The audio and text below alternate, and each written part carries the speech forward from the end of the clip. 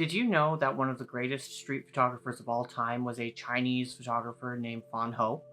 Hi everyone, my name is Joe Geyer, and if we haven't met yet, I am a photographer who's been in the industry for 15 years, and I'm a future photography professor, and I love history of photography. So Fan Ho was born in Shanghai, China in 1931. Fan Ho's photography career started at the age of 14 when his father gave him his first Brownie camera.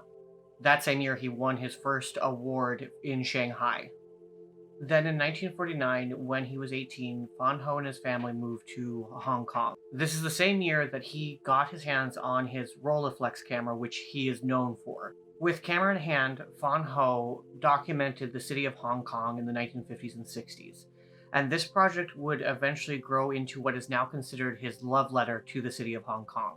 And from a Western standpoint, this photography series was pretty groundbreaking because this is the first time that the Western countries had seen China documented this way. Now, part of what makes Fan Ho's series about Hong Kong so fascinating was the people he chose to photograph and how compassionate he was when he did.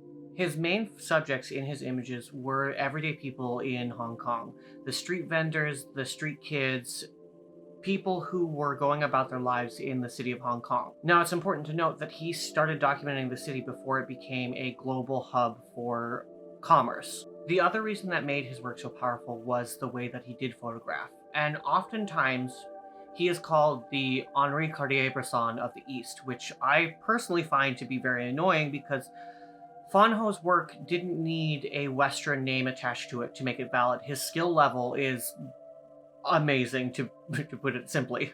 The way Fan Ho photographed in his teens and 20s outpaced most of the other people we call masters within the history of photography. Fan Ho was a master of compositional tools like leading line, texture, pattern, and contrast. Fan Ho's photography work lasted until he was about 28, and then he transitioned to other art forms in his life. He went on to be a world-renowned director, and that continued until he was 80 when he passed away.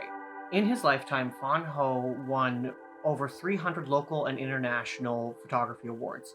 And not only that, but he went after photography with such a passion and such an eye for it that his contributions to the history of photography cannot be overlooked. So if you found that interesting, hit the like and subscribe button so that you can stick around for more history of photography content.